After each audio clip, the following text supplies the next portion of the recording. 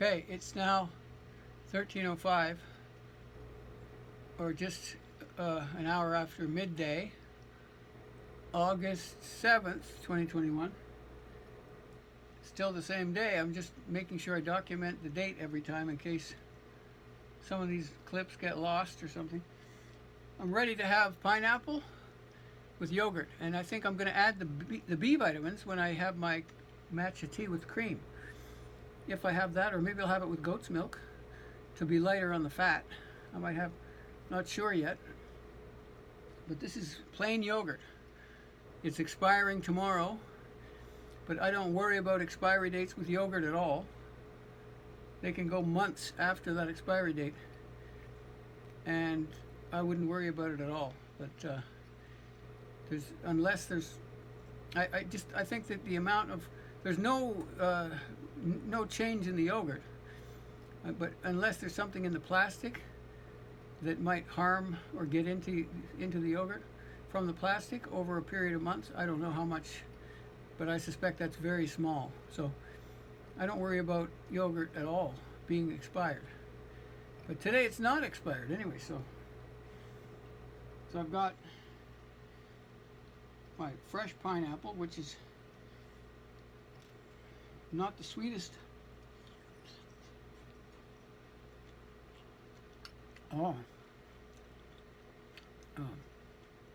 Not the sweetest part of the pineapple.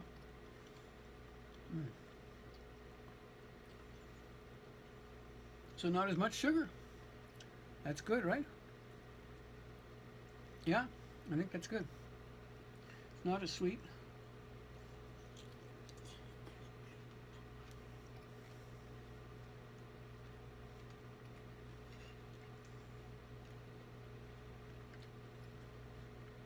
So I believe this fast will be still under 600 calories. This meal.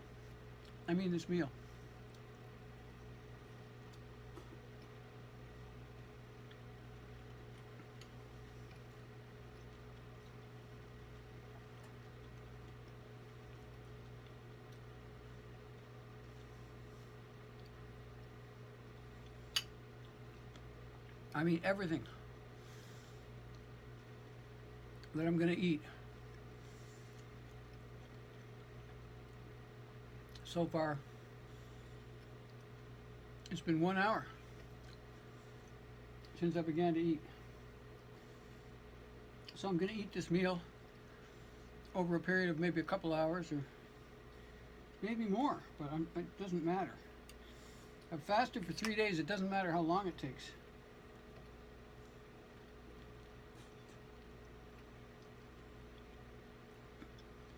To introduce food. I think I'm going to start to heat up the fish cake.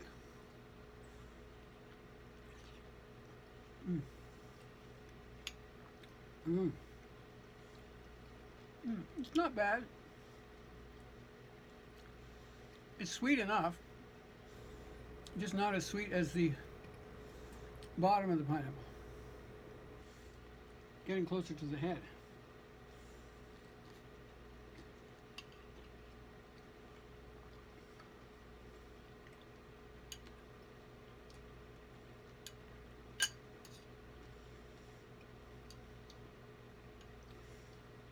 I think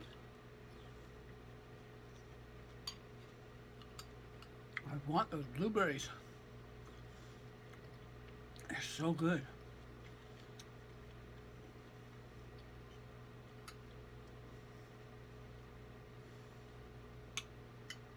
I need a spoon and a fork to eat this.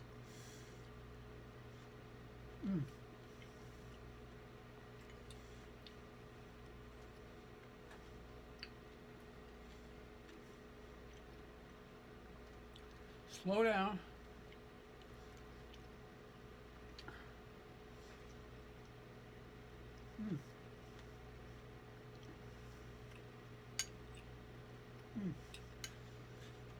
Okay.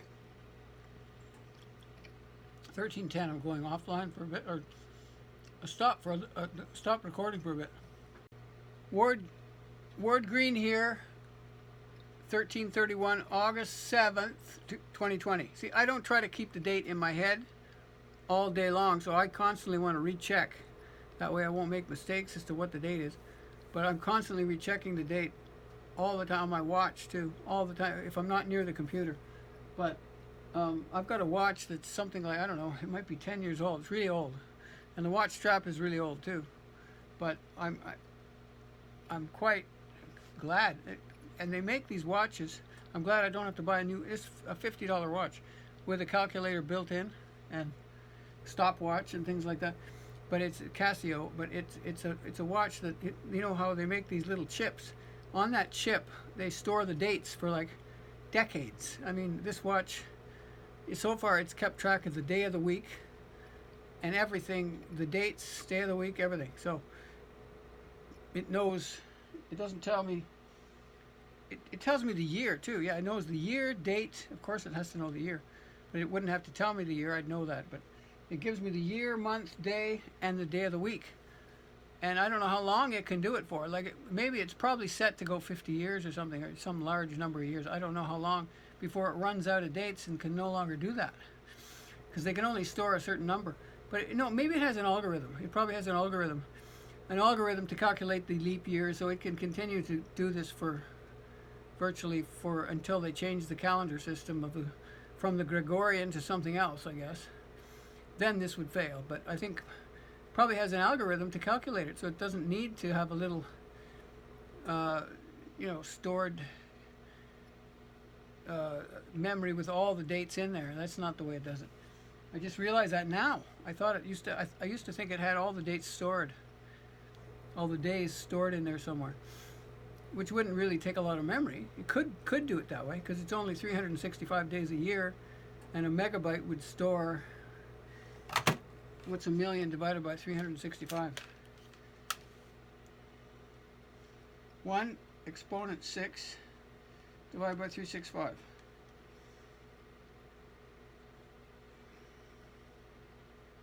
Well, that would store, but you'd need more than that for bits, right? That would store a million bytes, right? On a byte, 8 bits would not be able to store the month. It could store the month, could it? Wait a minute. To store the month, you'd have to have 5 bits, because it's 2 to the 5th is 32. So you'd need 5 bits to store the month. So you could store, and the day of the month, I mean. And you need 3 bits, which is 60, 4 bits, which is 16, to store the month. It goes up to 12. And 4 bits would be 16. You'd be able to get up to 12 with 16 with 4 bits. So you could have 4 bits plus 5 bits would give you the day of the month. 9 bits. The day of the week, you need 3 bits to get 8, which is because you need 7 days of the week. So 8 will cover it. So that's another 3 bits. So you need 12 bits. Then to store the year, what do you need for that? If you need all 4 digits, you'd need 10 bits to get 1,000. So you'd need, if you're storing the full year, but you may not need to store the full year, just the last 2 digits or something. But let's assume you're storing the full 2021. If you do that, then you need at least, well, to go beyond 2000, you got to go up to 4,000. Let's say the year 4,000. That would be 2 to the 10th is 1,000. So you'd go times 2 again is 2,000 times 2 is 4,000. So 2 to the 12th. So you need 12 bits. So we just said you needed 12 bits already to do. So 12 and 12 is, you need 24 bits. So that's 3 of these. You need 3 bytes. So if you have a megabyte, divide by 3 instead of 27,000 or 2,700, I mean, and 39. 2740 divided by 3 is 913. That's how many. What is that? Wait a minute. No, that's wrong. Wait a minute. No, I don't want the 365 in there. So just a megabyte divided by 3. That's 333,000, 333, but 333,000 days, right? Yeah, you still want to divide it by 365 because that's how many days you could actually store with the year with it as well. Days, months, year, everything in if you stored it in memory, you could store 333,000 of these days. Now divide by 365, we'll find out how many years. Well, that's 913 years. So you could store 913 years if you had a megabyte of memory. I don't know what these little watches can have in memory, but a megabyte of memory nowadays is very, very easy, probably, to put in a watch, I would think, but it's just so little memory compared to a gigabyte, which is, nowadays memories are gigabytes, and that's 1,000 times less than a gigabyte. So it could be in memory. I have to take it back. It could be an algorithm, which would be much easier on memory, or it could be but if it has an algorithm, then it has to have some kind of software or firmware or something like a hardware routine running, like software in the watch. So I think that's why I don't think it has that, because that would be like a computer. So instead of having a central processor, which you'd need to do the algorithm, it more likely has it stored in memory somewhere. If you don't need 900 years, you don't need a megabyte. Just divide the megabyte. If you want 90 years instead of 900, you only need 100 kilobytes instead of a megabyte.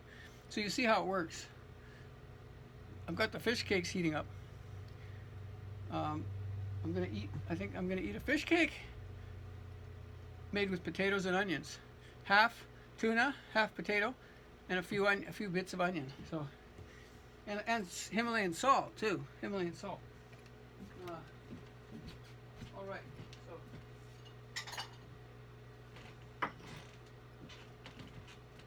yeah. Wow.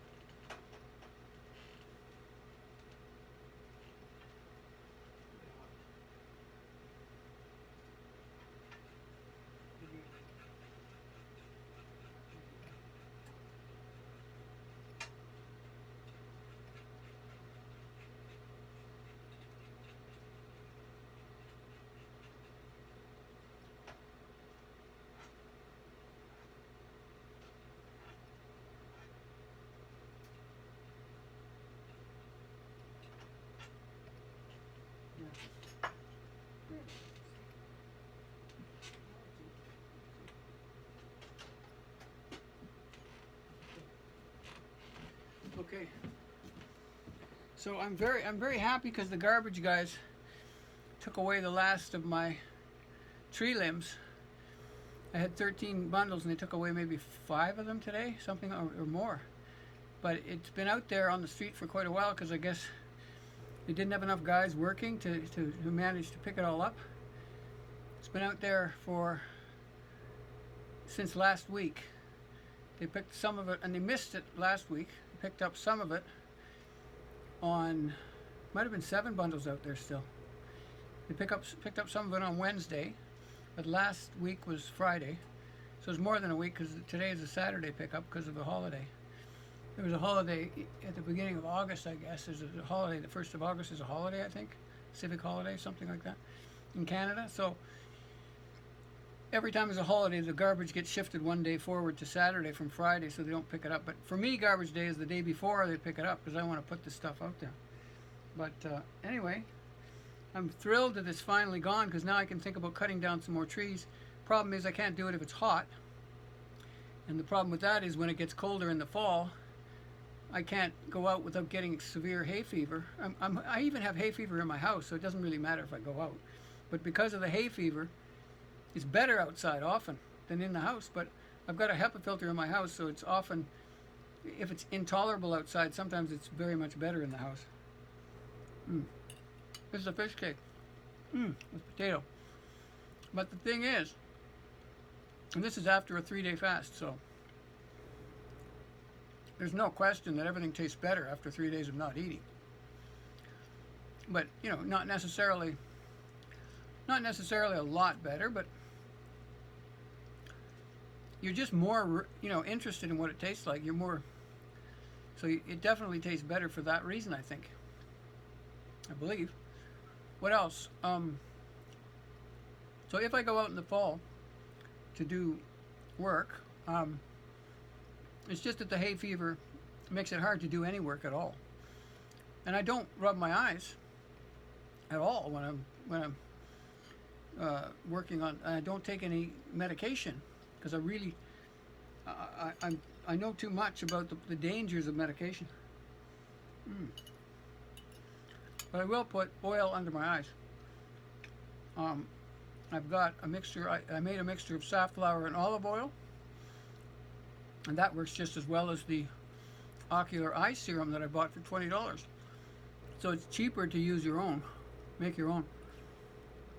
We just put oil under your eyes. It will help a lot. It prevents with the need to scratch, and if you do need to scratch, you've got lubrication, which prevents the scratching, and it prevents you from really injuring yourself, because you can scratch your cornea if you scratch excessively. So this oil really works well under the eyes, not anywhere else, just under the eyes. So the other thing I do, if I need to do something, is put cold water compresses on my eyes, or ice, and that calms it right down. But that doesn't really last very long, but it'll fix it temporarily and take away all the pain of the itching. So it's worth knowing about if you don't want to take medication, which I certainly don't. That's another tool that you can use. You may, like, at the very worst, which is only maybe 1 day a year, if that, you might have to run to the bathroom to get cold water. Well, I don't have any running water right now, so I won't be doing that. But you might have to run to the fridge and get the ice. Put that on your eyes. I mean, I have running water, but I don't want to run it because I don't want to wear out my faucets. And I think it's wasteful to run water. So I've got water stored, which I could use, but it wouldn't be cold. It wouldn't be very cold. It would be colder than my itchy eyes. So the idea with cooling down the eyes really works. At the worst, you might have to go every 20 minutes. But that's good exercise, right? Running to the bathroom if you have a running water. Or, yeah, I mean, if you've got really cold water, like 50 degree water, like is in the ground. The earth, by the way, is always at 50 degrees, winter and summer.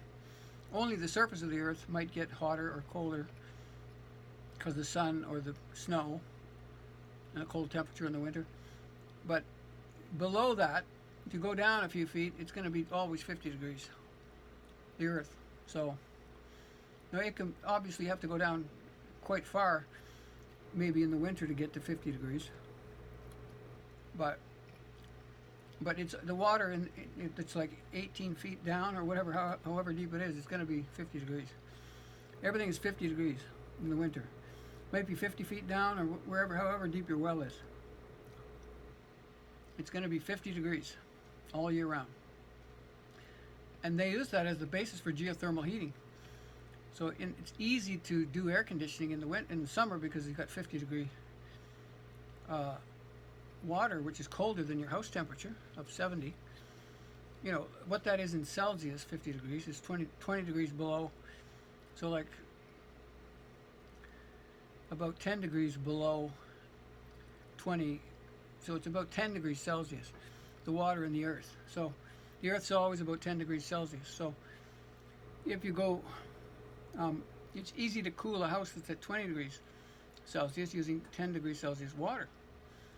But your heat pump works like an air conditioner, so it's much more efficient than that because of this, the ability to expand the refrigerant. That every time you expand a refrigerant, it takes energy to expand it, so that energy lowers the temperature. When you take it away from the refrigerant, it makes it cold. So that can then be used to cool the air or the water or whatever.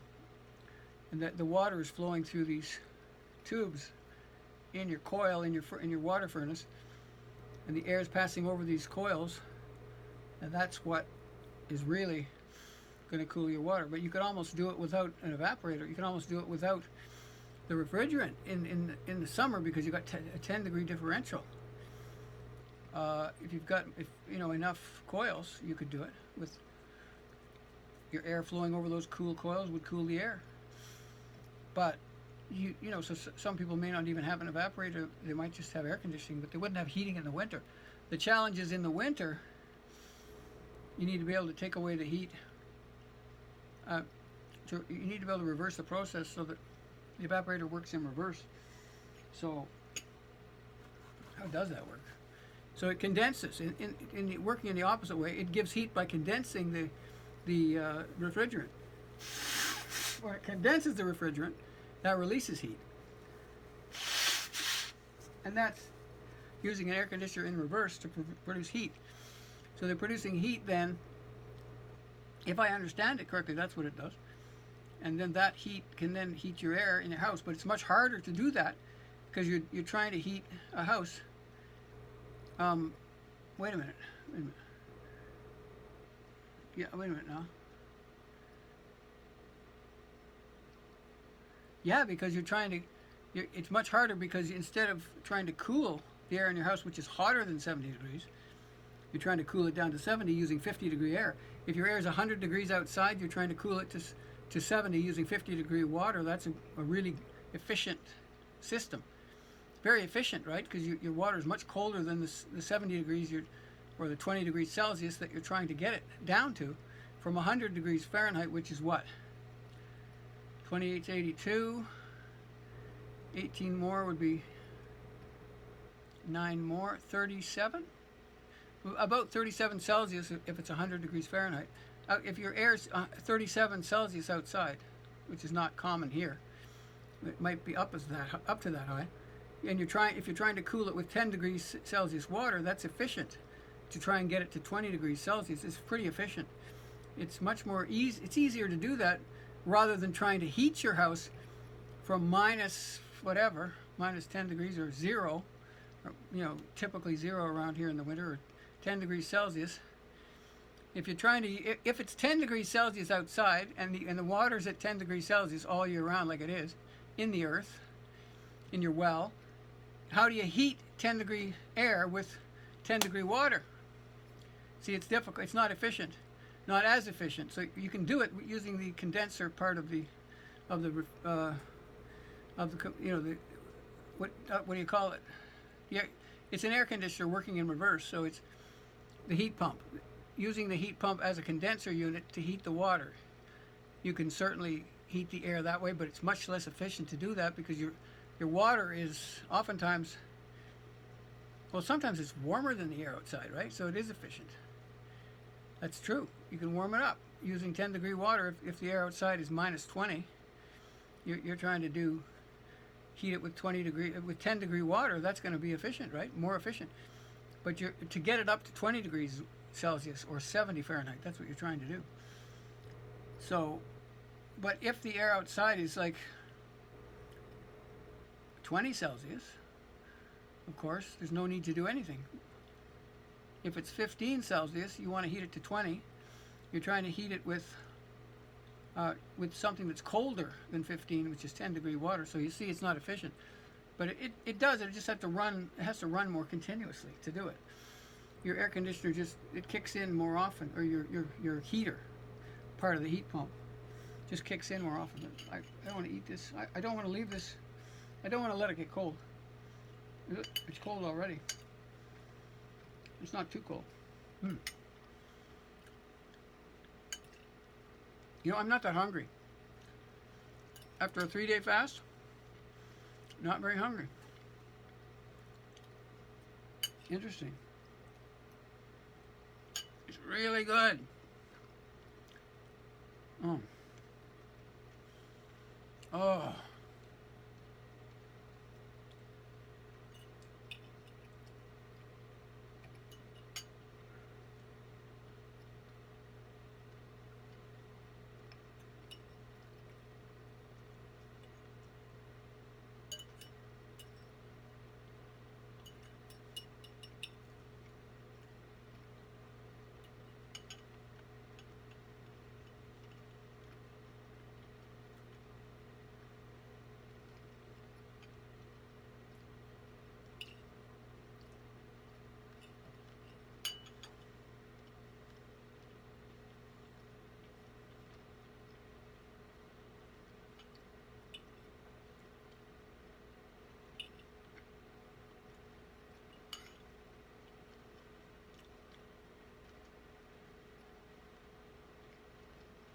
Mm.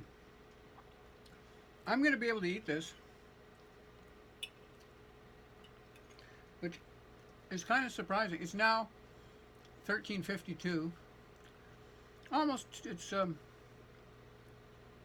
about 15 minutes, less than 2 hours after I started eating, refeeding. After I broke my fast, it's about almost 2 hours, coming up to 2 hours. It was 12:08. 14:08 will be 2 hours.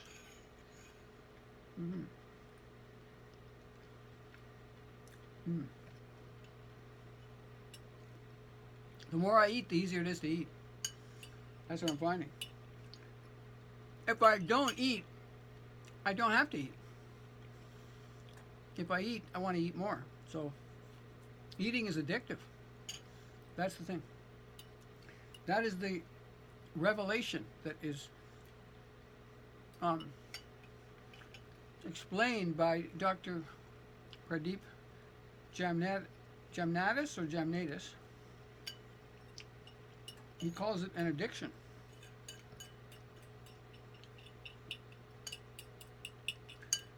And he says energy bars are an addiction because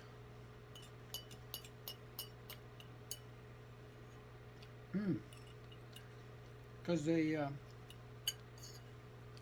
trigger the pleasure centers in your brain. And he says there's no benefit physiologically. Nothing can be measured as a benefit scientifically from energy bars. That's what he says. He says nothing about energy bars is scientifically beneficial, so it must be an addiction. That's what he says. It's you are going to the reward center of your brain. It's you're a junkie. You're a junkie. It's a whether it's protein or sugar, you're a junkie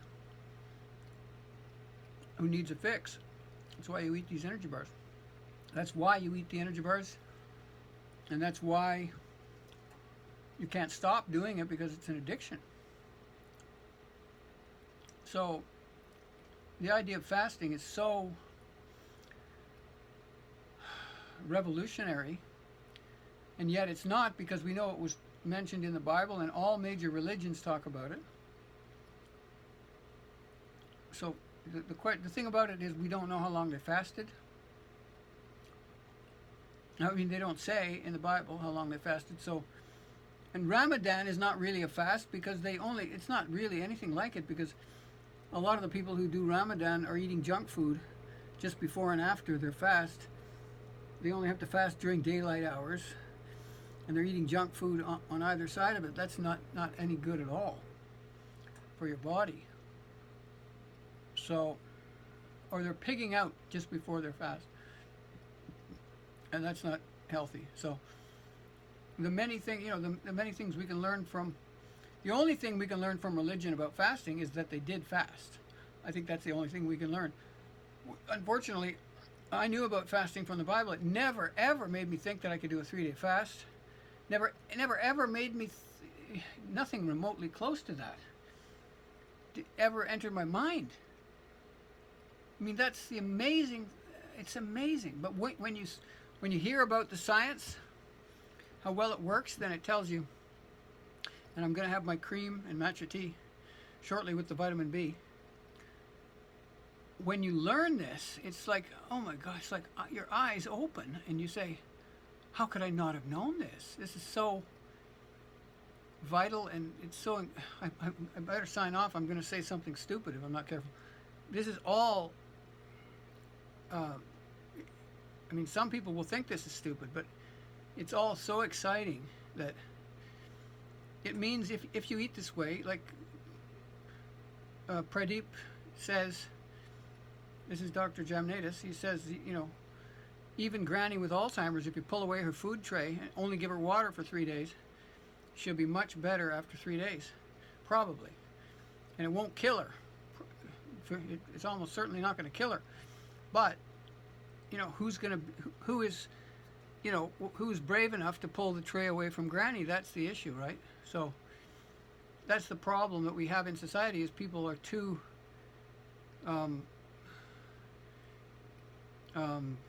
what's the word? They're too easily manipulated, right? Into giving people food who shouldn't have food. And even in the retirement homes, they force feed people. And that's not at all good for their health. It might be good when the people die, and it might be good for the staff if they don't have as many people, but more will come in. More older people will come in to fill those rooms. Doesn't help the staff any at all. So it's no good to kill the people by overfeeding, but that's what they're doing in these retirement homes. See, I never expected to go on that tangent, but that's an important fact. They have to, they're afraid, the people who run the retirement homes are afraid that if they don't overfeed or force feed the people, they do it by taking away their clothes so they're cold. They don't let them wear heavy clothing so that they get colder and they have to eat more to stay warm. By doing that, they're afraid, at least the one person that I saw was doing that, is doing it because the government they're afraid that the government will crack down on them. They're probably wrong, but they're afraid the government will crack down on them and say, you're starving these people if they don't force feed them. And they're also doing it because they think force feeding is healthy, but we know it isn't now. I know now. The scientific evidence now proves it's not healthy to force feed people. In fact, fasting is better. But in the case of really old people, they can lose weight if they don't eat. And that is dangerous, because losing weight can cause fractures of the bones, which can then lead to their death. So it's a very, it's a tragic situation in these retirement homes, I think. It's quite tragic, and the workers are very brave. The people who work there, very brave. It takes a lot of, love and a lot of selflessness to work in a place like that. I don't know what the pay is like. They come from all over the world, too, to work in Ottawa. So I don't think the pay is that good, but maybe it is good, and that's why they come from all over the world, so that they can get the money to send home again to their parents and support their family at home. And they can't get a job anywhere else, but they can get it at these healthcare facilities. But it takes such a special person to work at that kind of facility, though, to help older people who are sick and dying. So I'm just concerned that there's not enough knowledge. And they also feel that, they don't know much about science. I know that, because nobody really knows much about science, even if you're a scientist. But they certainly don't know much about science. So when they tried to weigh my wife, they didn't know how to use a scale. One of these scales that you need to move the weights, they didn't understand how to use it. They were doing it incorrectly. And I had to show them how to do it. But after I showed them how to do it, they never used it again after that. So they don't accept. They're not able to learn. I believe that's because they don't have a belief in God, or the administrators don't. The administrators are really always the cause of everything because they teach and regulate all the workers under them. So the cause of all the issues is the responsible person is always the administrator. So if it's not working right, it's the administrator, and the problem is the administrator is not a believer in God, probably. And because if they were, they would be learning more and they'd be able to be better qualified, because God gives the strength to do anything, to learn, to do everything.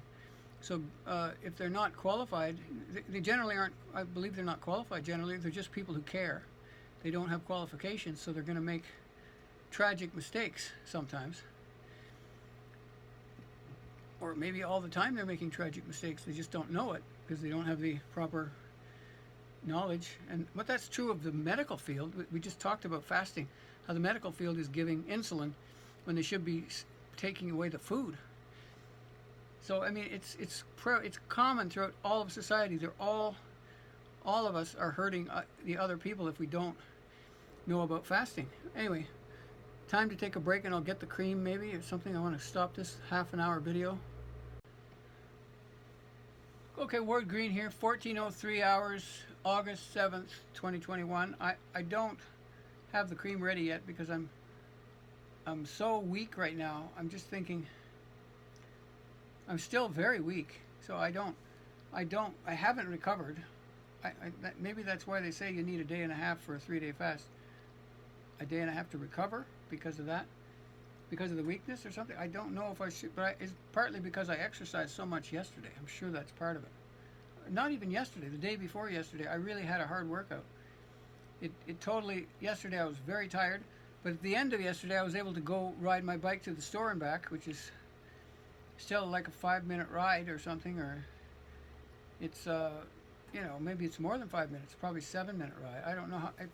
It's a 3-minute drive in the car, but the bike is almost as fast, so it's probably, let's say, half as fast. It might be a 6-minute ride. It's not very far to ride. So, but that ride yesterday seemed to, it was a workout. And a few days ago, well, I carried a watermelon with me too on the way home. But a few weeks ago, when I wasn't fasting, that ride, when I first started riding to the store, it was quite hard. Well, I started long before that. I was riding last year, so. But it's always been the first time you start exercising after never doing it for a long time. It's hard. But yesterday was hard because I had such a heavy workout and I was still fasting. On the second day I had a workout, and the third day I was still fasting, so it was hard. It didn't feel hard to go to the store at all. It was easy because I'm fit after having worked out so many days. 3 days in a row of 1-hour workout on the bike. That's a lot of strenuous work. It really is. But I mean, I wasn't working maximum effort for 1 hour, but more so on the third day during the fast, second day of fast, third day of workout. Well, actually, the first day I worked out, I also had fasted 1 day as well. I was in a fast that day, or that was yeah. Let's see. I started my fasting on the 2nd. Is that right? Well, this is the 7th. Yeah. So I started my fasting on the 3rd. As far as the 1-day fast.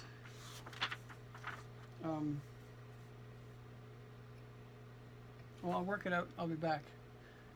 So I need to take my supplements. It's Ward Green again, 14:10 hours, August 7th, 2021. I rode my bicycle on August 3rd, 4th, and 5th, 1 hour each day. I started fasting August 3rd for 1 day. I had one meal of 480 calories on August 4th at 10:50 hours. I believe I had my supplements because I always take supplements when I eat. I'm much more conscious, but I didn't write it down. But I'm pretty sure I took it because I've been taking supplements I'm very aware and conscious of supplements. I know I took my magnesium, And I'm pretty sure I took my other supplements too that day. Just pretty sure because I always do it when I know I need my supplements because they're as important as the food. And you may change the supplements as you need, as your needs may change, or you may discover what you need and learn more about which supplements you should take. So you change that, but I'm sure I took my supplements. I'm right now I'm sure, and what I believe I took them, and then if I remember differently, that my memory, as God will tell me, Jehovah will let me know that I was wrong. That's how that works. If I'm wrong, but on August 4th, I believe I took everything I needed. I'm still weak, but I think it's going to take a day and a half before I recover. I'm not sure if I'll eat only one meal today, but I'm going to take my supplements and the matcha tea in a little while with the vitamin B, so I'll have all my vitamins and all my supplements. I'll have to get the magnesium. I'll get the magnesium ready right now. So I'll show you what that is. One capsule of 125 milligram magnesium chelate by Natural Factor. One magnesium oxide by Natural Factors, 250 milligrams. The chelate was 125 milligrams. Yep, and the citrate is 150 milligrams, also Natural Factors. I normally took 6 of these. That's going to be too much, but I'll lay out 6. Okay, and I won't take everything. I'll start with the chelate, the oxide, and what I usually take the bisglycinate first, but I haven't laid that. Let me lay out the bisglycinate. 2 of those. Those are 200 milligrams. But I'll have to put them in a separate place where I can find them, because they look a lot like the citrate. And I lumped them together the last time I did it. But the last time I did it was it lasted 2 days, which is much better than it was. So if I get let's get a new citrate. Whenever I get a new supplement, I have to check, do I have one already? I need an empty. Okay? Yeah, there's a citrate. So I have the citrate in an empty bottle, so I know which citrate I should buy. Right. Citrate.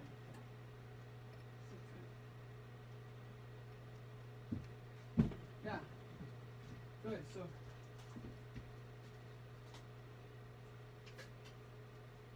there, I just opened a new one. I have lots of magnesium citrate on the shelf. I'm going to put 5 more out. I always keep it empty so I'll know which one I was using. There's 5 more of these to go with the one I had. Total of 6. Okay, good. So I've got all my magnesium laid out. Now I'll get my supplements in a bowl.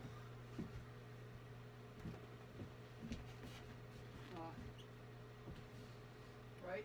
Okay.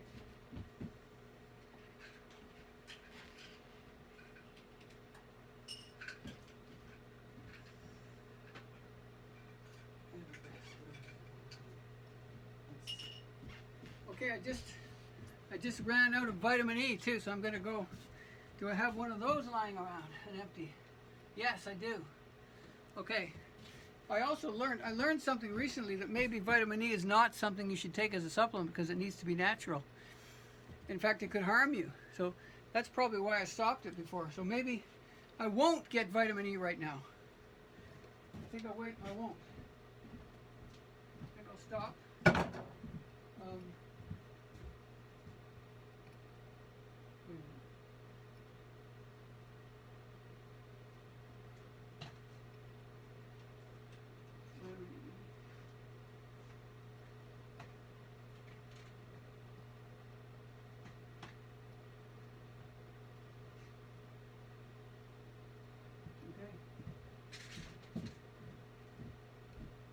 I think I'm down to my last vitamin E, I think.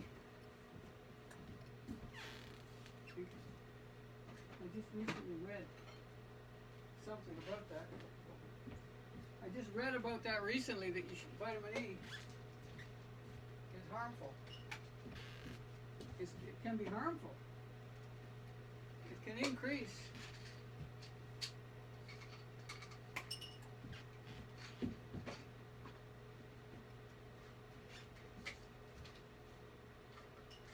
Now it depends who you learn it from. You know,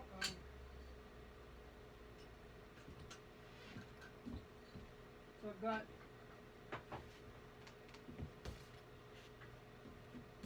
I've got now 3 vitamin K2, 3 boron. That makes 6. The glutathione is 7. The multivitamin is 8. Selenium is 9. So where's the other ones? Wait a minute. I've got iodine right here. But I think I'll wait on the vitamin E because I think it was Dr. Jamnadas. It was somebody who I really believe who told me this. Someone who's very scientific told me this. Whoever it was, it's something I believed. So I better stop the vitamin E until I've researched it further. So I'm doing that. I'm only taking 1 vitamin E instead of 2 today, so I'm weaning myself over a period of 1 day here. But I had a 3-day fast, so, and a 1-day fast before that, but there was followed by that I took supplements probably. I probably took supplements the day after that first 1-day fast, that's what I think. Or yeah, after the first 1-day fast. But here we got, so what am I missing?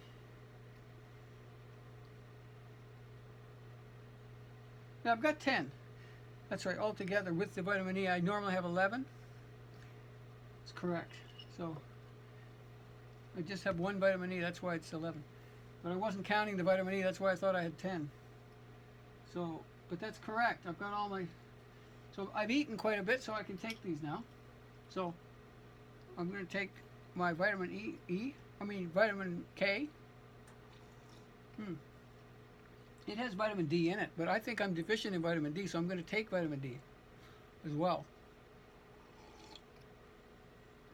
I just took the glutathione. I've got B12 too. I'm going to take vitamin. See, it doesn't take long to do it. You do it while you're eating. I'm going to take 3,000 extra vitamin D. Okay, I've got, that's units. International units, which is like micrograms or something, but it's only a few hundred micrograms or something. I don't know the equivalent right now, but it doesn't matter. It's a small amount, but it's important. Each of the K2 that I take has 1,000 milligrams, so that's a total of 6,000 vitamin D. And that's not going to hurt you, I don't think, at all. I've also got my daily vitamin and the other, my 3rd vitamin K2.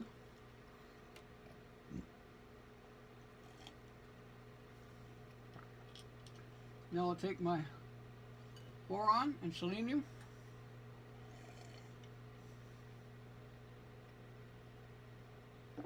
They don't go down easy because they're dry. They're tablets instead of, they get sticky when you put saliva on them. Vitamin E, just to remind myself that I'm weaning myself off it, I'm taking it last.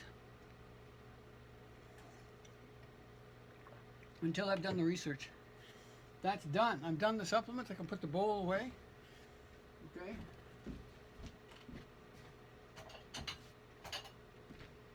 But I haven't taken the iodine yet. So I do that. I either put it in my milk or cream, which I could do, or I put a little water in a glass. Like, you know, I don't know. It's probably like a tablespoon or 2. And then I'll take my iodine in an eyedropper. You should save these bottles if you need an eyedropper for something. Like I need an eyedropper. See, that's about, I don't know how many mils. It's got a calibration on the side of it. 10 mils? What is that? 6 mils. What is that? 50 mils? No. 75 mils. This is 90 mils, almost. That's unbelievable. Can't be. Oh, it's 50, 75, 100. It's 100 mils. 100 mils almost. It's like 80 or 90 mils here. So I put one of those in. Come on. That's good. My monitor is going off on me, so I'll take another 75 for 80. So that's about how much iodine I take. Potassium iodide from seaweed, made by NACA. My bisglycinate is made by, who is that? NACA? Who is it? No, Naturopathic Labs. Yeah, it's a Canadian company. I love Naturopathic Labs too. And I like Natural Factors, but I like Naturopathic Labs as another source of these vitamins. They seem to have, it's very impressive to me that, see, the idea of naturopathic shows that they understand. I don't believe in naturopathy per se. At least I haven't practiced it, so I don't believe in it that much. I might believe in it, but not enough to practice it. But the thing is, I know a lot of people believe in it, so a company called Naturopathic Labs, it tells me that they're very concerned about health.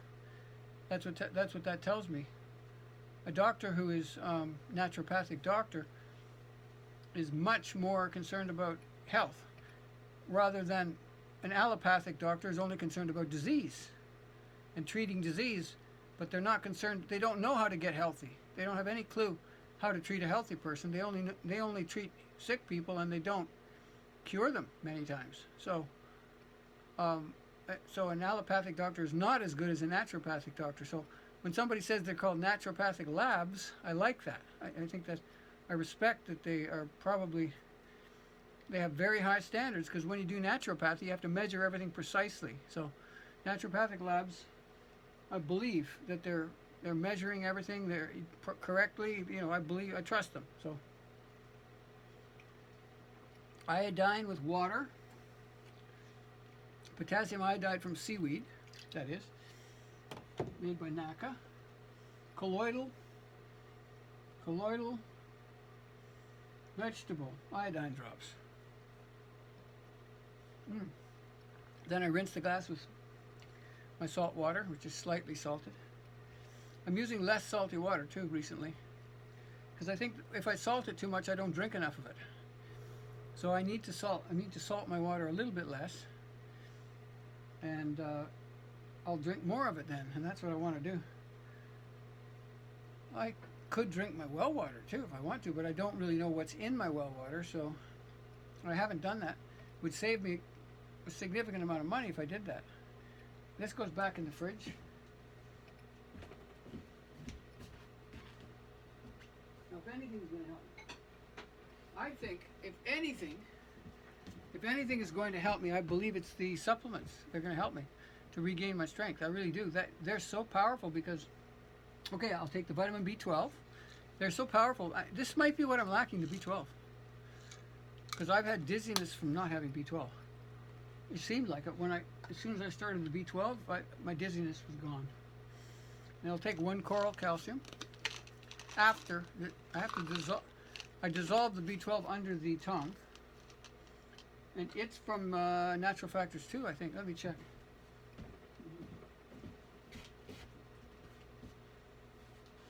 Yep. It's Natural Factors B12. Methylcobalamin. I've got to keep it under my tongue. I cut them in half. 5,000 micrograms. I cut it in half. Take half a day when I'm eating, but I didn't take it during my fast. So that's the B12. I cut them in half with a sharp knife. Okay.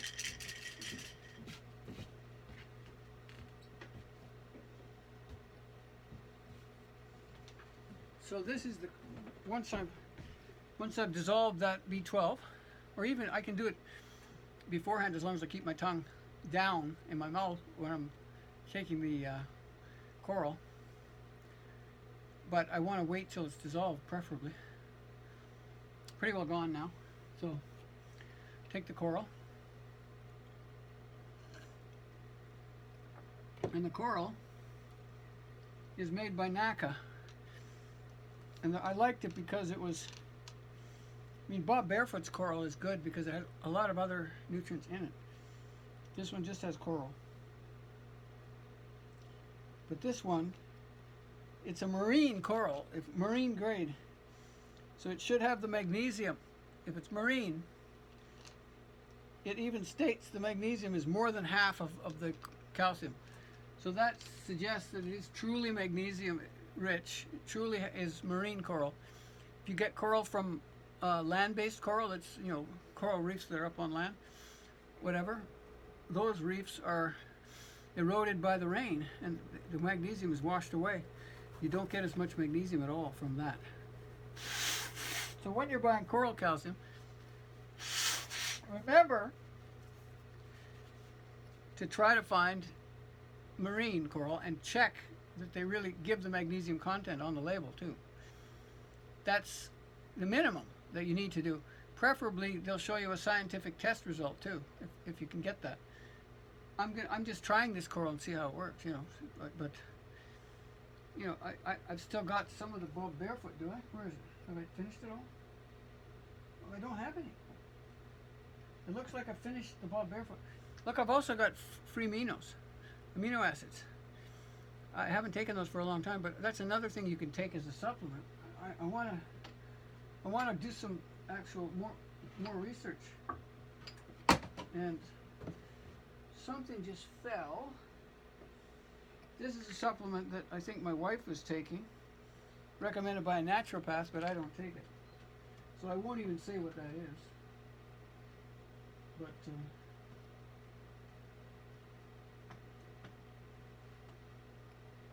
quercetin.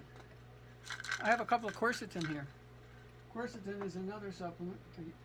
I have taken it in the past, so I may come back to it. But I haven't taken any magnesium yet. I better take some of that right now. So I'll take the smaller ones are the chelate. They're small in size. It's the chelate and the oxide. Chelate is very absorbable, but I believe it's expensive, and I don't know why I don't take more chelate. I could increase my chelate and decrease my citrate. Or, I mean, bisglycinate is expensive. That's why I only take 2 of those every day. But really, I guess it's not only that. I believe in a mix. Mixing the different forms of magnesium is probably a wise idea. Maybe. I mean, I believe it is. I'm not saying it is. But I just believe it is in case, but it could be the wrong thing to do if it actually reacts wrong. But that's the way I'm doing it. If somebody told me that was a problem, I would try something else. But I don't know that. So anyway, I mix all the different types of magnesium to try and get, you know, enough of some form of magnesium that I can use that is absorbed by my body. And maybe that is the wrong approach. This is the first time I've thought of that as being maybe the wrong approach. But I don't believe in just one, because oxide wouldn't work by itself. You'd need too much of it for it to work. For me, for my body. And chelate any of the others could work by themselves, but citrate works in a more violent way, I think, than oxide. And as does bisglycinate. Well, no, bisglycinate is certainly of a much higher quality than, it's absorbed more easily even than citrate, I think. But I know citrate's easily absorbed, so all of these should be, with the exception of magnesium oxide, all of them should be easily absorbable.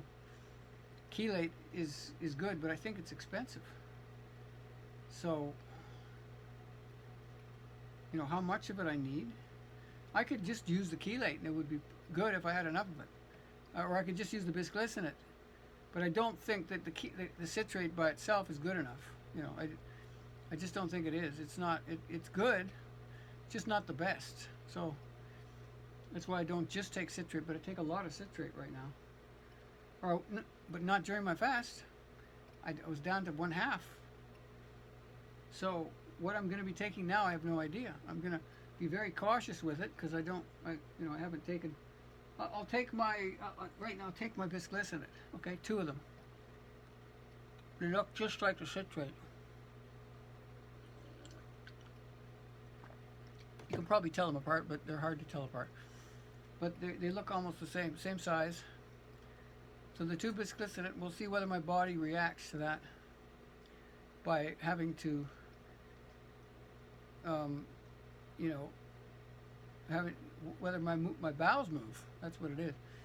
If my bowels move, then I'll know. Now, normally after a fast, my bowels shouldn't move anyway for quite a while, until that food has a chance to go through. I've had food move through me in 6 hours, definitely, because I know I've seen the color. Certain food has a color that changes the color of your bowel movement. I've seen that color occur, a color change occur in 6 hours. So I know, maybe, and even less, I think, maybe 2 hours or 4 hours. I know that my bowel movement or my food moves through to my bowels very quickly. So that's a good thing, but I mean, some people it's much longer, I think. I think they say even 18 hours, I've heard, or something like that, but I'm based on the color, I'm certain that mine is much faster, which is possibly healthier, much healthier possibly. But, you know, there might be some advantage in having it be slower, but my movement of food is quick through my body. But I'll find out, because I've been on a 3-day fast, so I'll find out how long it takes. And I want to have my cream and matcha tea with vitamin B1, 3, and B complex. So I'm going to go make that.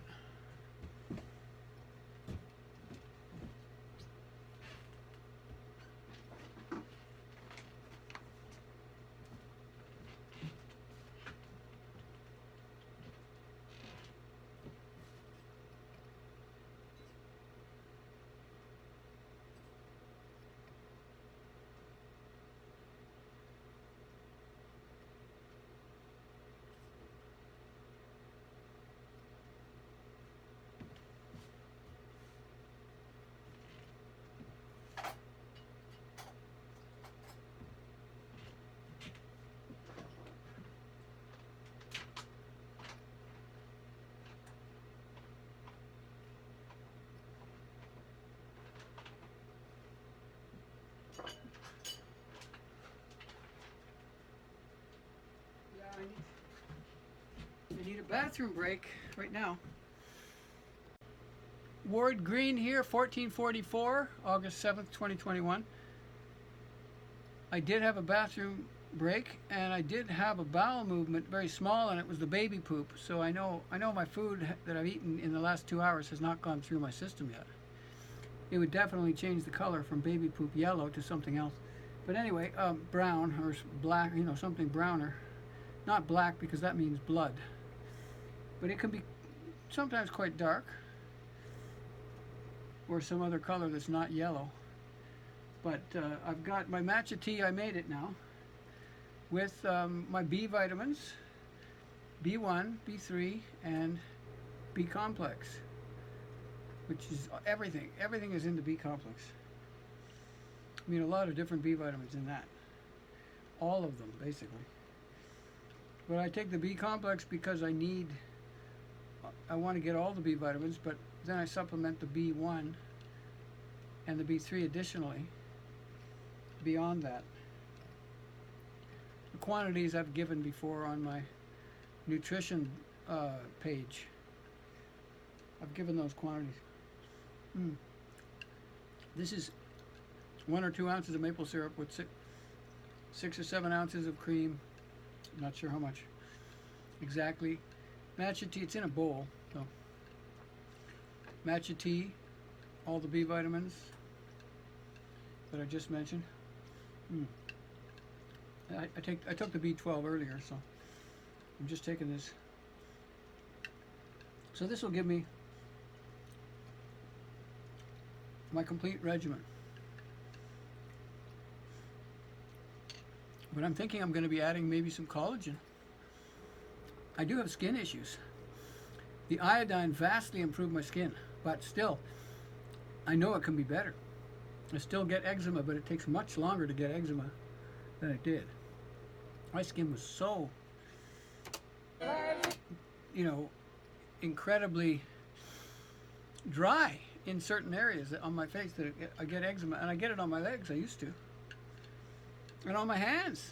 That's right, I do. But on my hands, it's nummular eczema, which is little tiny circles that pop up like coins. It's called nummular because it means coin shaped. Num from numus, you know. What is coin? Okay. Let's look up numismatic. Numismatic, relating to or consisting of coins or metals. Yeah, so what is coin collecting? Let's coin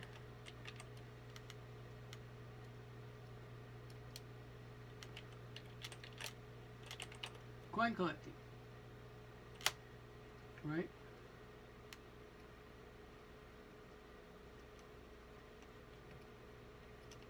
Let's look up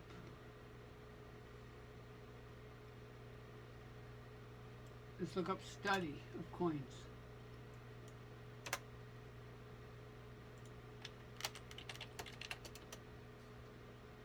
Numismatics, study of coins. So, sort of what I thought. I've written about this in my articles too. One of my articles, I remember, one of the Roman emperors had a name. It's named after one of the Roman emperors.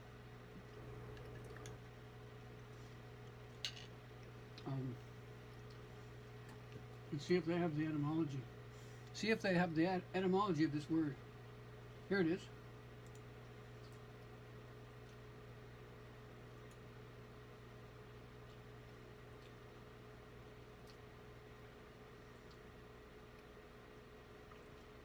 Okay, you know what I'm going to do? Here's what I'm going to do.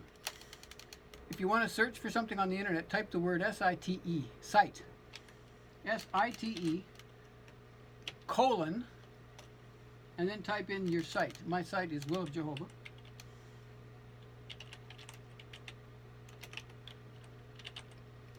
And then put a space, so site colon willofjehovah.com space. In my case, you can search any site on the internet. If you put that, and now your search, if I search for numismatics, search for numismatic. There it is. It's before chronology. First entry on the list of Google. I'll search for numismatic on that page. Numis. I'll just search for numis. It finds numismatic. But there's more.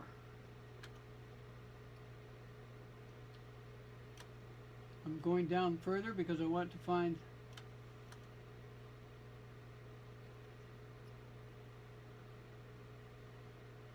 right. There's more to say, but I'm not going to say everything.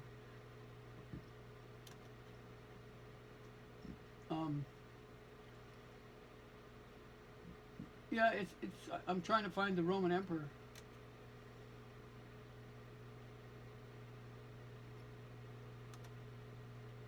Numa Pompilius. Numa Pompilius is the Roman emperor. Numa, that's the name from which numismatic comes. In my chronology, in our chronology, the BG chronology, it's 825 BCE. So that's how long coins, or that's how long the name Numa has existed. Not necessarily how long coins have existed. That's how long coins have existed in Rome.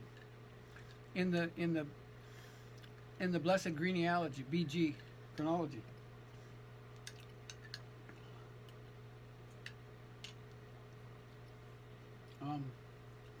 But it might have been toward the end of his reign, so it might have been later than that. And he ruled in the BG chronology from 825 to 782, which is a long time. 18 and 25 would be 43 years. That's a long reign, so that, we don't, not every king rules that long. And of course some rule longer, but 43 years, you're always suspicious when you have a king that's undocumented, almost undocumented, that only has one, record that says how long he reigned. Or very few records, probably only one. And it gives his reign as 43 years. You might doubt that and say, well, I'm not sure that I believe that. Because 43 years is a long time.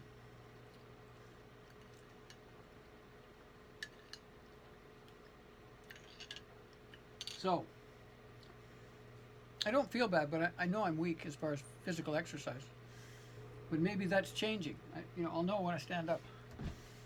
No, I'm still weak. I think the muscle weakness is because I worked out really hard and I didn't have enough nutrient to rebuild the muscle.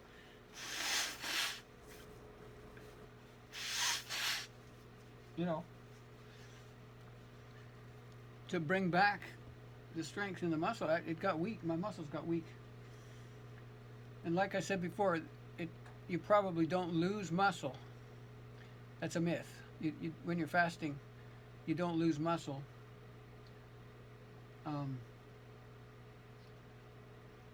The experts say it's a myth. So, and I mean the experts who really know about fasting. If you talk to an expert who doesn't know anything about fasting, but they're just against it based on prejudice, then you're not going to get the truth. So that's true of everything. You can be,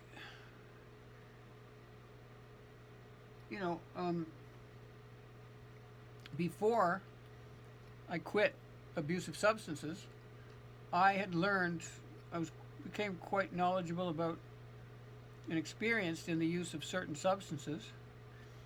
One of them, the only one really was marijuana, because I didn't use alcohol. But I dabbled in some other drugs, but very, very rare occurrences. But I don't think that I was interested. One of the drugs I took was, we called it, what did we call it? We called it THC, I think. But it was a pill, and it was called a horse tranquilizer. That's what it was, a horse tranquilizer. So they said. But I've taken that. I took that on more than one occasion. I'm not going to ever take that again, I don't think. But I'm against the use of substances unless we really have a solid science for the improvement of health using food. It's got to be food. This is not a food. I don't like mind-altering, perception-altering substances. And I pray about that regularly, or as often as I need to remind Jehovah that I'm committed to not doing that and to ask for His help in avoiding this kind of thing. But those horse tranquilizer, maybe it was THC. It gave a feeling of well-being. The problem with THC in marijuana is that it removes all worries. It makes you feel euphoric. And the first time you use marijuana, you may not feel anything at all. You might say, well, that was useless. It was worthless. You may never use marijuana again. And thank God that you don't. But the thing is, the more you use it, the more you use marijuana, the more sensitized you become to it. And if you take the most concentrated form of marijuana, which is the pure resin from the female flower, which has been under lights indoors or in the hot sun outside, but it's got to be female. And if it's outside, it's very susceptible to being fertilized and therefore not be a virgin female. The virgin female plant produces I don't know how much more. Hundreds of times more of the THC resin, maybe. It's a lot more. And it's pure resin. These little tendrils of pure resin. come out from the female plant. They're doing that, I think, to attract the pollen. But those female, if you can keep them unfertilized, that's the most, by far, the most potent marijuana. It's something like 90% THC. And if you imbibe that, we used to smoke it. I mean, you could eat it, but it would be a waste. If you smoked it, it would be, you can hallucinate with one single thin marijuana cigarette. We call it a joint. A marijuana cigarette shared between two people, a thin one. You could both people could hallucinate.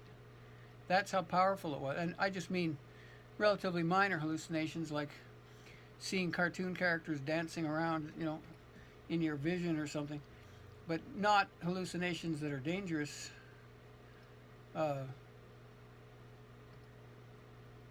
What's the word for that?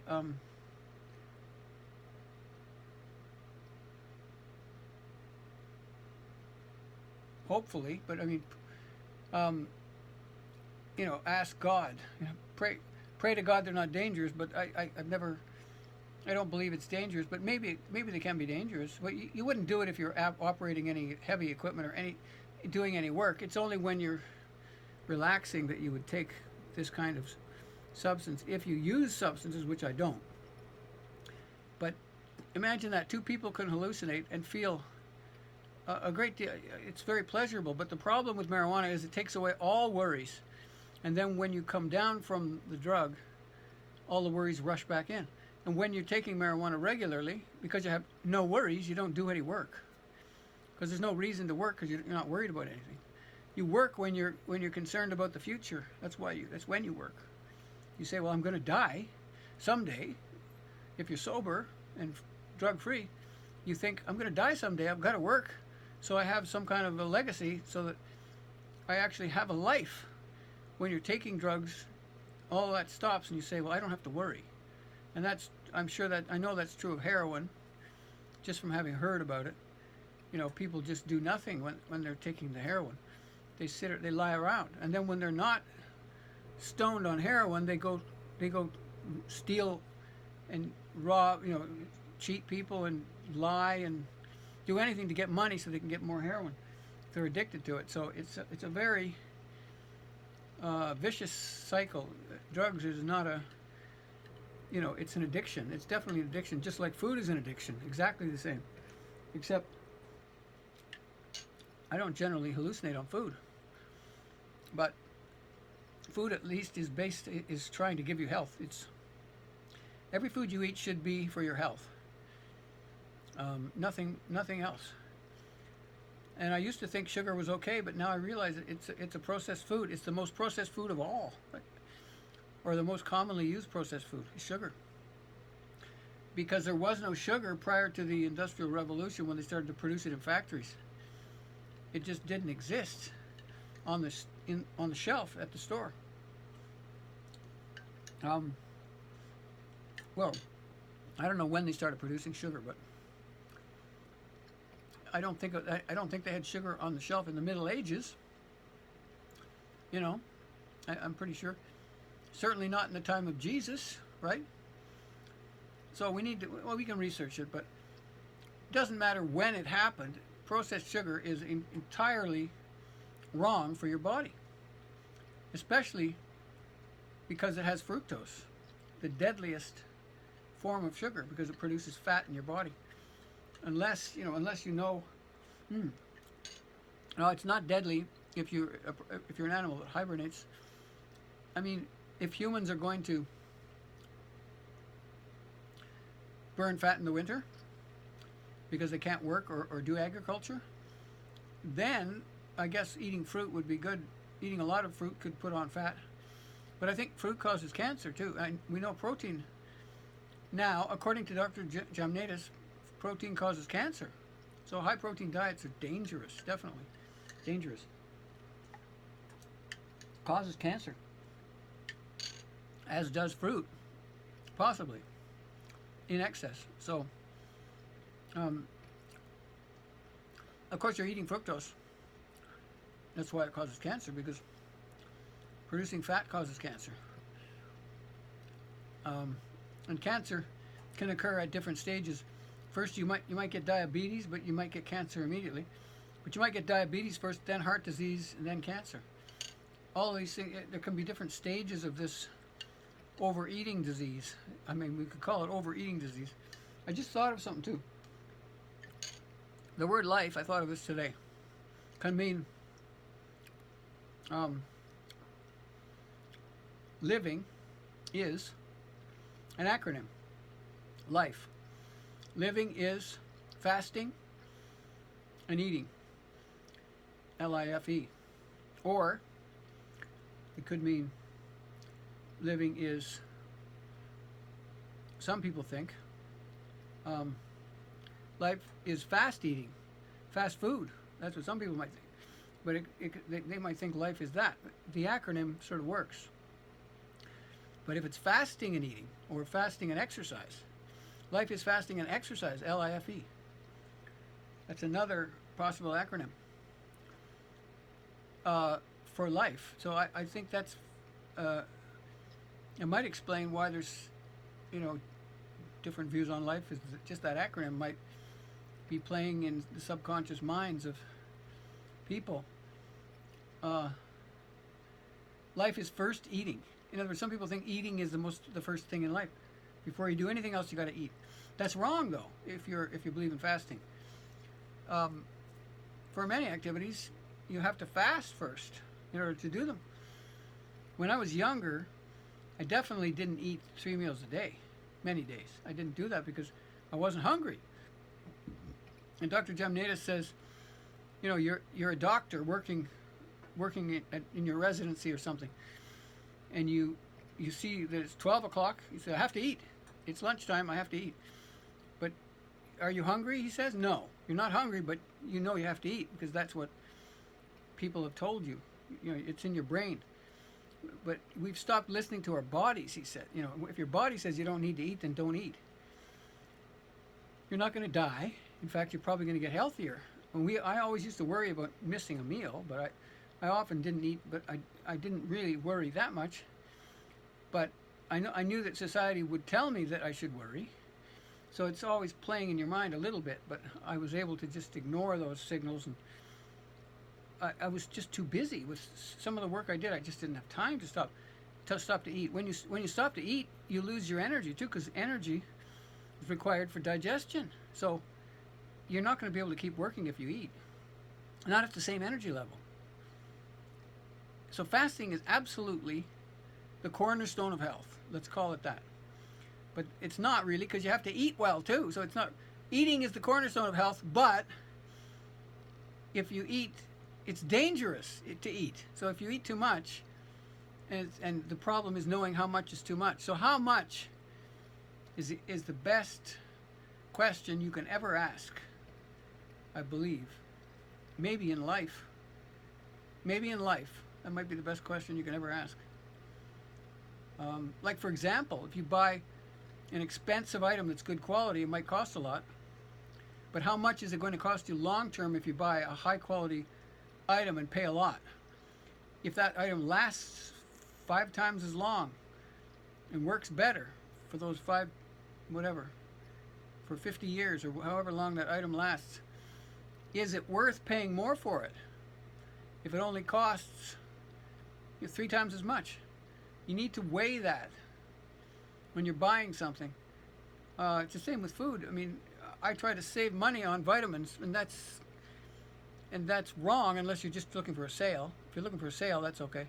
But if you're shopping, if you're eating inferior vitamins because you're worried about saving money, it's not going to save you money, because your health is absolutely, you can't put a price on that. It's priceless. If you're healthier, you can do more work. You can feel better. You can save money because you're healthy. That's why Pradip Jamnadas says, I'm not trying to sell you anything. I have nothing to sell you, he says. And he also says, and he knows that nobody's going to make any money on this, like on fasting. Nobody makes money on fasting, because when you're happy and healthy, and when you're not eating, they're not going to sell you any food. when you get healthier, they won't be able to sell you drugs. When you're, you know, it's just no one can sell you anything because, and I know this, but he didn't say this. When you're healthy, you don't worry as much, and you don't need as many toys in order to keep you happy. So you don't need to spend money. You don't spend money as much when you're healthy. So spending money on vitamins and food, you need to find the right vitamins. You need to do all your research. You need to be slow about adopting new vitamins. You need to be quick about getting rid of vitamins that are not, you know, needed or that you suspect are not good. But getting the right vitamins, if you do it right, it takes a long time if you're new to it. And getting the right food, which takes a long time also. That's the way to save money. Because, like I said, you just won't have this incredible desire to buy everything under the sun when you're healthy, when you feel good about everything. You'll be able to, you know, take an hour to go exercise per day or whatever. You won't do it every day. Some people say you should only exercise twice a week. And you won't lose, because you won't lose weight if you exercise more than that. That's a new concept to me. I'm not sure I believe that one. I'm not sure that's true, and it's probably not true. It probably depends who you are, what your metabolism is like. But some people might need to cut back on exercise. I'm going to try. I was going to do an hour every day, but then after 3 days of an hour's worth of exercise, on the third day, having done it very, very strenuously, I didn't want to work out so much on the next day. A little bit I did, but today I don't know if I'll work out. What time is it? It is 15:08. We're now exactly, coincidentally, 3 hours after I broke the fast, my 3-day fast. So it's a 4-day fast if you count the first day, which was followed by one meal of 480 calories. But it's not a 4-day fast because I broke that fast after the first day. So it's a 3-day fast. It's a 1 plus 3 day fast, right? Yeah, right. 1 plus 3 day fast. I don't know if it's going to work for me, but today I don't really feel I need to I'm too weak to exercise. If I don't get my strength back, I will not exercise on my bike, because I could hurt myself if I fall down on the bike. I'm not going to go riding my bike if I'm weak, because I might not notice that the wheel is coming loose. I mean, you have to be really in your peak physical state when you exercise, preferably, or at least your peak mental state. You could be a little tired physically, but you know, you should know you have energy before you go exercising. And I was able to do that on the third day consecutively of 1 hour of bike riding. 1 hour. This is a 10-speed bike that I ride in one gear, in 8th gear. I ride it in that one gear around the block and around my neighborhood. One of the blocks of my neighborhood. I'm using one block recently. I've used that one block, which kind of, I came around the block one time. I saw these two girls walking. One of them smiled at me, and then I came around the block the second time. She was scowling at me, I think because she thought I was coming back for some other reason than the fact I was just training. So I think you can get some strange effects when you ride your bike, but it's also, you can minister to people too, because you can talk to people who while you're riding, you can, without stopping, you can say things to people while you pass by. So you can do the preaching work this way, or the ministry. I mean, you know, you can help people. Like one gentleman was walking with these walking sticks, these two ski poles. And as I went by, I said, "Does that help?" And he said, "Yes." But I mean, I was able to have a conversation as I was riding without slowing down or anything. So you can actually have a meaningful conversation with people in a very short space of time. I mean, you could go by someone and say, "Do you believe in God?" as you go by them. You could do all sorts of things like that. But I mean, you know, but you'd have to know.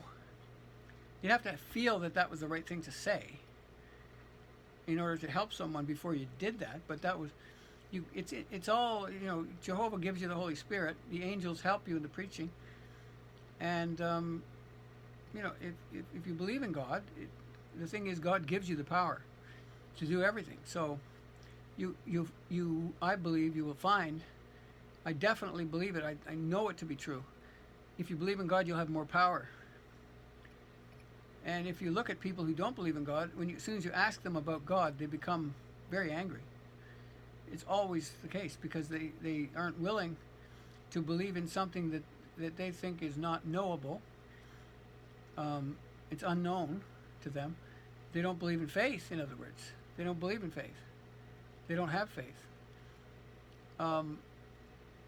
And faith really can give you enormous amounts of power. Enormous. Because if you believe in God, then you have a responsibility to share that faith with other people, and because it brings great benefits in your own life when you believe in God, and you see the benefits, you feel them, you have a purpose. Right now, much of that purpose is preaching, but not all of it. A lot of the purpose of faith is to learn about everything, so you can preach. The purpose, so you have tremendous energy for learning. And I mean, I studied in school in engineering. In school, I studied engineering and physics. Engineering physics. And I took a master's degree in physics. And I can tell you from experience that in one of the best schools in Canada, which is one of the best in the world too, because people come from all over the world to go there, they don't always teach the best way possible. I know that, because I had to rewrite some of the physics labs to make them more truthful and more accurate, more scientific. I had to rewrite them. So I know that my science is not bad. And after I rewrote them, they were rewritten and adopted into the program. I got permission to rewrite them. They were rewritten and adopted into the program of the physics courses at that school. So the problem was they weren't written scientifically correctly. And for years and years, they've been using these inaccurate or unscientific labs. They had not been doing things correctly according to, I think one of the labs was assessing error. The labs that were written about assessing error in experiments were not written correctly. But there was more than one. There were definitely more than one that was not written correctly. But my understanding was good enough to do that. Back then, I didn't believe in God, but I know that my scientific understanding is good. So, but the thing is, God gives me even more power and direction to. Well, also, I don't waste as much time, with things that are I know to be false, that are I'm not randomly selecting topics for study. I'm always studying something that I know is beneficial for somebody. Whereas before I knew the truth, I was very much more.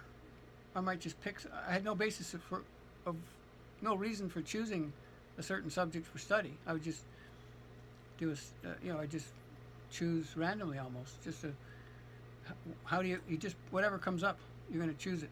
So that's maybe from God, because it's coming from God that it came up into your vision, into your life, into your perspective, into your reality. You saw this topic and you thought, oh, I better study it because it just came up. That's God telling me, but you didn't believe in God at the time, not consciously. But in a way, that is like believing God. You're accepting the fact that something came to you for a reason. Because you have no other, if you don't believe in God, you've got no other basis for believing anything or for studying anything. You've got no reason to believe why anything comes to you. If you believe in God, you know it's from God whenever something happens. Everything that happens is from God if you're a believer. Even if it's something that seems bad. If you're a believer, you have to believe it came from God, or that God allowed it to come to you for a reason.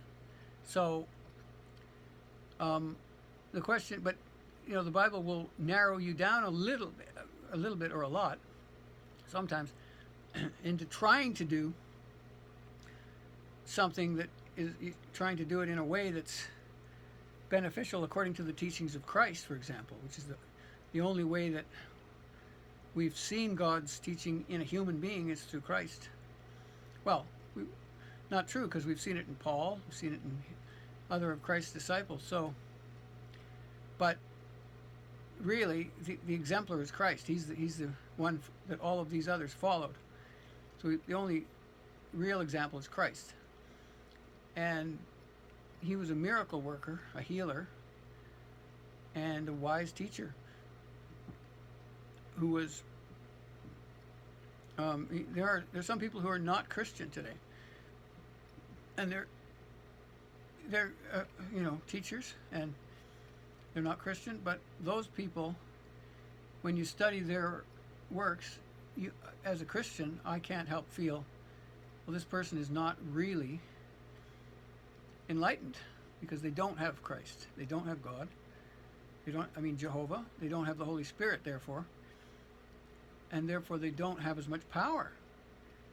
And power isn't always just brute force. Sometimes it's knowing what to cut away, knowing what to eliminate, knowing what to avoid, knowing what is not in the interests of the human race, and not just the human race, but all the creatures on earth and all of the spirit creatures, what's in their best interest and in the interest of God as well. Now I'm starting to wax religious here, but of course religion doesn't have to be at a church. It's it should be. You can practice it through Bible reading, but if you know people who are trying to do a very similar thing to what you're doing, then you can associate with those people, and it's just, you might be teaching them or they might be teaching you, or vice versa, or both. It doesn't really, you can't teach someone without learning, so it's both ways. It doesn't really matter who seems to be teaching whom, but the love of God, you can feel it through the brotherhood, and it's love because it makes you cry. It's so, it makes you cry out of gratitude, and it's because you have to say goodbye to your old self. So crying they say it's tears of joy, but it's really tears of repentance, because you're saying goodbye to that old personality that you had before, and that's why the tears come, and you're accepting a new, better personality because of the love of the brotherhood that's been shown to you. So, I've just about covered every possible aspect of Christianity, but I haven't, because there's thousands of concepts that you can talk about in Christianity, and they're all beneficial to a very high degree at the right time. So let me finish this, and let's sign off for a moment here so I don't lose this.